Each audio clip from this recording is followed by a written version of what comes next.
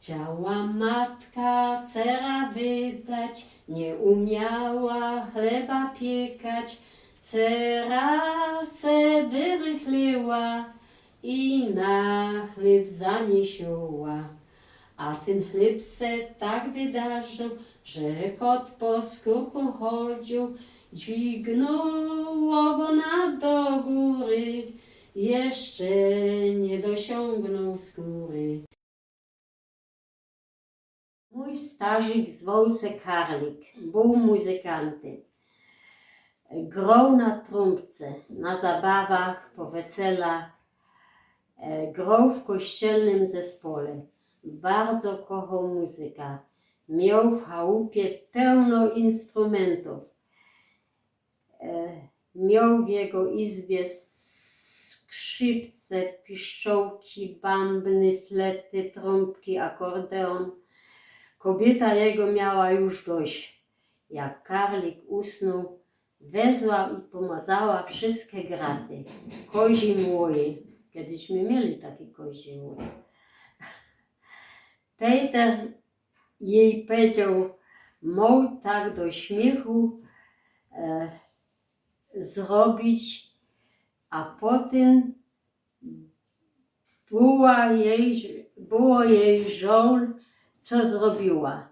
Z całą noc cyja, klawier, trąbka i wszystkie inne instrumenty pucowała, aż ją ranka bolała.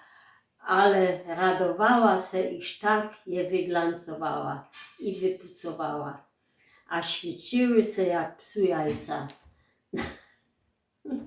A to jest prawda? Ha. A to jest prawda? Tak się stało? Ponoć prawda. Karlik rano stanął, brał jeden za drugą instrumenty, co to je. Chciał je sprzedać, a ona Barbara, jego kobieta, stała za forhangiem, za takim, no, że jakby mnie w to nie widział, że ją tu śpią, to taki zaciągaczka taką, wiesz. My go domy rozmaicie. Forhang, zaciągaczka i jeszcze jak inaczej. Co to je? Chciał je sprzedać, a ona, Bara, jego kobieta, stała za forhangiem i wianże słyszała teraz trochę i było żal tych wypucowanych instrumentów. Peter jej powiedział, iż Karlik grał i śpiewał pięknie śląskie pieśniczki.